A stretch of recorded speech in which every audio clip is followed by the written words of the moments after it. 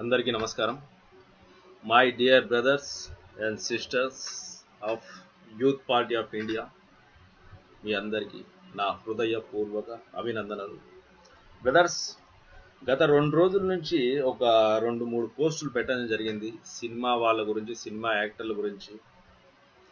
అది వచ్చేసి పవన్ కళ్యాణ్ మరియు చిరంజీవి వాళ్ళ కుటుంబానికి సంబంధించినటువంటి ఒక నిజాలు పెట్టడం జరిగింది. దాని గురించి అభిమానులు చాలా తీవ్రంగా రియాక్ట్ అయినారు. కొంతమంది అయితే నన్ను కొడతామని బెదిరించారు, మళ్ళీ కొంతమంది చంపుతామని బెదిరించారు. కొన్ని ఫోన్లు వస్తున్నాయి, పోస్టింగ్లు పెడుతున్నారు. నాకు అర్థం కాలేదు. విషయం ఏంటంటే, చిరంజీవికి పవన్ కళ్యాణ్కు ఇంత మంచి అభిమానులు ఉంటారని, అతని కోసం ప్రాణాలు ఇచ్చే వాళ్ళు ఉంటారని, అతని కోసం ఏమైనా చేసే వాళ్ళు ఉంటారని నాకు తెలియదు.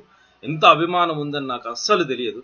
కాబట్టి ఈ అభిమానులను వీళ్ళందరినీ నేను ప్రార్థించేది ఏంటంటే, మీ మనసును గాయపరిచి ఉంటే, మిమ్మల్ని ఇబ్బంది పెట్టి ఉంటే, మీ హీరోల గురించి ఏదైనా అభ్యంతరకరమైనటువంటి వ్యాఖ్యలు చేసి ఉంటే నన్ను క్షమించండి. ఇటువంటి తప్పు ఇంకెప్పుడు జరగదు అని చెప్పేసి నేను చెంపలు వేసుకుంటున్నాను అని అంటాననుకున్నారా ఈడియట్స్? భారత మాత ఫ్యాన్ ఇక్కడ, భారతదేశం ఫ్యాన్ ఇక్కడ, భగత్ సింగ్ ఫ్యాన్ ఇక్కడ, భారతదేశ స్వతంత్రం కోసం తమ ప్రాణాలను అర్పించినటువంటి స్వతంత్ర పోరాట సమర యోధుల ఫ్యాన్ ఇక్కడ, Alluri Sitaramaraju fan, Netaji Subhash Chandrabose fan, Abdul Kalam fan, భారతీయ శాస్త్రజ్ఞులకు నేను ఫ్యాన్. వాళ్ళకు రా, అటువంటి గొప్ప గొప్ప మహాయోధులకు రా నేను ఫ్యాను. మొఖాలకు రంగులద్దుకొని, జుట్టుకు రంగులేసుకొని, పిచ్చి గెంతులు వేసుకుంటూ, వెర్రివాగుడు వాక్కుంటూ, అసభ్య పదజాలం ఉపయోగిస్తూ, వెర్రి కూతలు పిచ్చి కూతలు వేసుకునేటువంటి ఈ నాటకాలు ఆడుకునే వీళ్ళకు కాదురా నేను ఫ్యాన్స్. ఈ సినిమా వాళ్ళ కోసం మీరు ఫ్యాన్స్ సంఘాలు, రక్తదానాలు, అసోసియేషన్లు, ఈవెంట్లు, సిగ్గు లేదురా మీకు? గర్వంగా ఉంటుంది నాకు ఈ భారతదేశంలో పుట్టినందుకు, ఈ భారతదేశ గడ్డ పైన వచ్చి జీవిస్తున్నందుకు. మీసం వెలేయాలనిపిస్తుంది నాకు. మీకు సిగ్గుండాలి. ఇటువంటి భరతామని పుట్టినప్పుడు ఇక్కడ స్వతంత్ర సమర యోధులు, శాస్త్రవేత్తలు, భగవంతులు, ఎన్నో రకాలైనటువంటి ఋషులు పుట్టినటువంటి ఈ పుణ్యభూమిలో పుట్టినందుకు వచ్చేసి మీరు గర్వపడాలి. వీళ్ళందరినీ వదిలేసి కేవలం 3 గంటల ఎంటర్టైన్మెంట్ ఇచ్చి ఆ నాటకాలు వేసుకునే వాళ్ళ కోసం మీరు ఇంత రియాక్ట్ అవుతున్నారు అంటే మీకు సిగ్గుండాలి. ఎంత నీచమైనటువంటి వాళ్ళు మీరు, సన్నాసుల్లారా, ఈడియట్స్. సిగ్గు లేదురా మీకు? భారతదేశం యొక్క పరిస్థితి ఏ విధంగా ఉంది? ఇక్కడ అవినీతి ఏ విధంగా పెచ్చరిల్లిపోతారు? ప్రజలకు అందాల్సినటువంటి ఫలాలు అందుతున్నాయా? ఎంఆర్ఓ ఆఫీసులో, ఎండి ఆఫీసులో, పోలీస్ స్టేషన్లు, కలెక్టర్ ఆఫీసులు ఎక్కడ చూసినా అవినీతి, లంచం అని చెప్పేసి భారతదేశం ఈ విధంగా తగలిపడిపోతా ఉంటే మీరు వచ్చేసి సిగ్గు లేకుండా ఒక సినిమా యాక్టర్ పైన పోస్ట్ పెడితే దాని గురించి ఇంత రియాక్ట్ అవుతారా మీరు?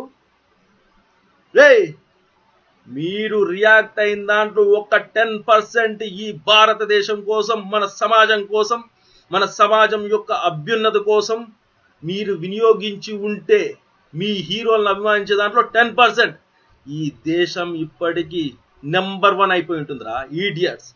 మన దేశంలో ఉన్నటువంటి, మన రాష్ట్రంలో ఉన్నటువంటి ఈ సినిమాలు, ఈ అభిమానులు, ఈ అభిమాన సంఘాలంటే ఇలాంటి దరిద్రపు గుట్టైనటువంటి పరిస్థితి ప్రపంచవ్యాప్తంగా ఎక్కడ లేదు. ఈ రక్త తిలకాలు లేవు, ఈ పాలాభిషేకాలు లేవు, ఈ నీచమైన పరిస్థితి, ఈ దరిద్రపు గుట్ట పరిస్థితి ఎక్కడా లేదురా ఈడియట్స్.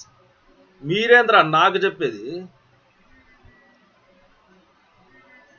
ఒక్క విషయం గుర్తుపెట్టుకోండి, 3 గంటల సేపు ఎంటర్టైన్మెంట్ ఇచ్చే వాని గురించి మీరు అంతగా ఆలోచిస్తూ ఉంటే, నవమాసాలు మోసి పెంచినటువంటి కన్న తల్లి గురించి ఎంతగా ఆలోచిస్తుంటారా మీరు?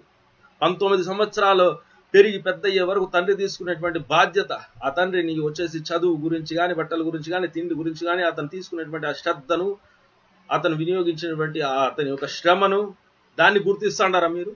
చదువు చెప్పినటువంటి గురువును గుర్తిస్తాండారా మీరు? దేశ సరిహద్దుల్లో సైనికులు వచ్చేసి రాత్రి బగళ్ళు అని తేడా లేకుండా వాళ్ళు వచ్చేసి ఈ దేశాన్ని రక్షిస్తా అంటే మనం ఇక్కడ వచ్చేసి బీరు కొట్టి మందు కొట్టి ఎంజాయ్ చేస్తాడాం. వాళ్ళ గురించి ఆలోచిస్తాడారా మీరు? మన కడుపులోకి 5,000 పోతాయంటే కారణం తిండి. ఆ తిండి ఎక్కడి నుంచి? అన్నదాత వస్తాడు. వాడు సంవత్సరం అంతా శ్రమపడి నష్టానికి కూర్చి ఊరేసుకుంటాడారా రైతు. అటువంటి రైతు గురించి ఏం ఆలోచిస్తాడారా మీరు? ఈడియట్స్. 3 గంటల సినిమా గురించి మీరు ఎందుకురా ఇంతగా రియాక్ట్ అవుతాడారు? ఏం చేస్తారా మీరు? ఏమవుతుందిరా మీ వల్ల? భారత మాత కోసం ప్రాణాలు అర్పించడానికి కూడా రెడీ నేను. అర్థమైందా? మీలాంటి సన్నాసి బెదిరింపులకు భయపడేవాడిని కాదు నేను. ఆల్ ఫ్యాన్స్, వాడు చిరంజీవి ఫ్యాన్ కావచ్చు, పవన్ కళ్యాణ్ ఫ్యాన్ కావచ్చు, బాలకృష్ణ, వెంకటేష్, నాగార్జున, వాళ్ళ కొడుకులు, వాళ్ళ మనవళ్ళు, వాళ్ళ అబ్బలు, ఎవ్వడి ఫ్యాన్స్ అయినా కావచ్చు, ఆల్ ఫ్యాన్స్, ఒక్కసారి మీ అందరికి చెప్తున్నాను, ఆలోచించండి. మూర్ఖంగా మాట్లాడుకోకండి. మా హీరో గొప్ప అని చెప్పేసి కొట్లాడుకోవద్దండి. సిగ్గు లేదురా మీరు? మా హీరో గొప్ప, మావాడు బాగా డాన్స్ చేస్తాడు, మావాడు అంటే ఏంద్రా మీ వాడు? వాళ్ళు బిజినెస్ చేసుకుంటాంటారా ఈడియట్స్. సినిమాలు వాళ్ళే తీసుకుంటాంటారు, రాజకీయాల్లోకి వాళ్ళే వస్తాంటారు, బిజినెస్లోకి వాళ్ళే పోతాంటారు. మీరు పిచ్చినా కొడుకుల మాదిరి వచ్చేసి టికెట్లు కొని సినిమాలు చూసి వాళ్ళందరినీ పైకి తెస్తాంటారా మీరు? అరే, అబ్దుల్ కలాం గారు చనిపోయినప్పుడు ఎంత బాధపడినారా మీరంతా?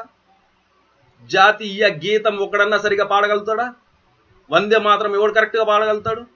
భారతదేశ జెండా చరిత్ర గురించి ఎవరు చెప్పగలుగుతారా? ఆ జెండాని కనిపెట్టినటువంటి పింగళి వెంకయ్య వాళ్ళ కుటుంబ సభ్యులు వచ్చేసి ఈ రోజు వీధిన పడి తిండికి గతి లేక గుళ్ళ దగ్గర అడుక్కుంటాడారు. వాళ్ళ గురించి ఎవడు ఆలోచించినారా? ఈ రోజు భారతదేశాన్ని చూసి ప్రపంచ దేశాలు భయపడడానికి కారణం అబ్దుల్ కలాం గారు అందించినటువంటి ఆ మిసైల్స్ రా.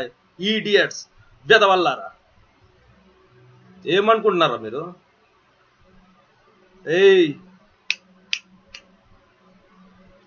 చెప్తున్నా ఒక విషయం, దేశం కోసం ప్రాణత్యాగానికైనా సిద్ధం నేను. అర్థమైందా? అవసరం అనుకుంటే నా వెనక ఎవడొచ్చినా సరే, ఎవడు రాకపోయినా సరే, సింగల్ గా వన్ మెనారిగా ముందుకు దూసుకెళ్తూ ఉంటుంటానే కానీ వెనక్కి తిరిగి చూడడం, భయపడడం జరగదు. చైనా వాడు అరుణాచల్ను తన భారతదేశంలో అంతర్భాగంగా తన చిత్రపటాల్లో చూపిస్తున్నప్పుడు మీలో ఎవడ రియాక్ట్ అయింది? దేశమంతా చైనా వస్తువులతో నిండిపోతాడారా? ఎక్కడ చూసినా అవినీతి, లంచం కొడుతనం అయిపోతుందా? మీ ఫ్యాన్స్ బెదిరింపులకు భయపడడానికి పార్టీలు మార్చేటి రాజకీయ నాయకుడిని కాదు, పార్టీ అమ్మేటువంటి రాజకీయ నాయకుడిని కాదు, భరతమాత ముద్దు బిడ్డను, దేశభక్తి గుండెల నిండా కలిగినటువంటి వానిరా. కాబట్టి నేను అనుకున్నటువంటి ఆశయం అవినీతి అంతం, ప్రజాస్వామ్యం, అక్రమాలు లేనటువంటి రాజ్యం, అందరికీ సమాన హక్కు.